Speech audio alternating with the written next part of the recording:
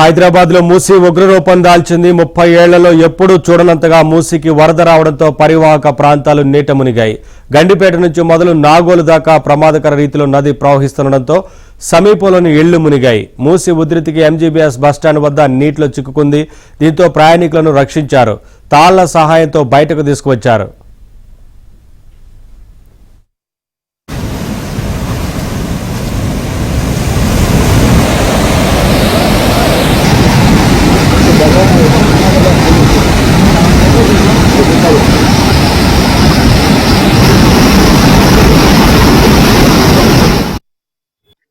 నిన్న హిమాయత్ సాగర్, ఉస్మాన్ సాగర్ లో అన్ని గేట్లు ఎత్తడం వల్ల జంట జలాశయాల నుంచి ఒక 30,000 క్యూసెక్ల దాకా అండ్ హిమాయత్ మన హుస్సేన్ సాగర్ నుంచి 18,100 క్యూసెక్ల దాకా వాటర్ వదలటం జరిగింది. దాంతో మూసీలో వరద ప్రవాహం చాలా పెరిగింది. సో ఈ మూసీ పరివాహక ప్రాంతంలో ఉన్న ప్రజలందరినీ దగ్గరలోని జిహెచ్ఎంసీ షెల్టర్స్ కి తరలించాము. రాత్రి ఒక 50 మందిని ఇక్కడ న్యూ దుర్గానగర్, అంబేద్కర్ నగర్ నుంచి అండ్ కృష్ణానగర్ నుంచి ఆల్మోస్ట్ ఒక 200 మందిని తరలించాము. అక్కడ అఫ్సర్ భవన్ లో పెట్టాము వాళ్ళని.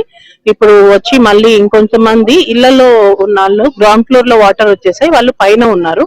సో మేము హైదరాబాద్ లోని బోట్స్ తీసుకొని రమ్మని రిక్వెస్ట్ చేశాము. వచ్చిన తర్వాత వాళ్ళని కూడా దగ్గరలోని కమ్యూనిటీ హాల్ కి షిఫ్ట్ చేసి వాళ్ళకి food and basic facilities arrange చేస్తున్నాం.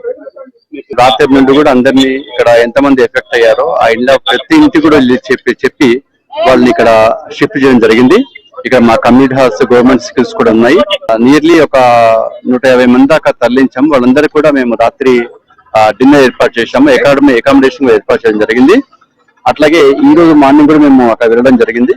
మార్నింగ్ కూడా మొత్తం చూస్తే ఆ స్ట్రీట్లు, వీధులు అన్ని కూడా జలమయం అయినాయి. వాళ్ళందరూ కూడా మేము చెప్పడం జరిగింది. అంటే బోట్లు కూడా ఏర్పాటు చేస్తున్నాం. వాళ్ళు మళ్ళీ బయటికి తీసుకురావడానికి బోట్లు ఏర్పాటు చేసి వాళ్ళకి ఈ ఫుడ్, బ్రేక్ఫాస్ట్ కూడా వాళ్ళకి ఏర్పాటు చేస్తున్నామండి. మొత్తం 150 మంది దాకా బ్రేక్ఫాస్ట్ ఏర్పాటు చేస్తున్నాము. ఈ రోజు కూడా కొంచెం వర్షాలు ఉన్నాయి కాబట్టి వాళ్ళని అప్రమత్తంగా ఉండాలని చెప్పేసి వాళ్ళని కోరడం జరిగింది.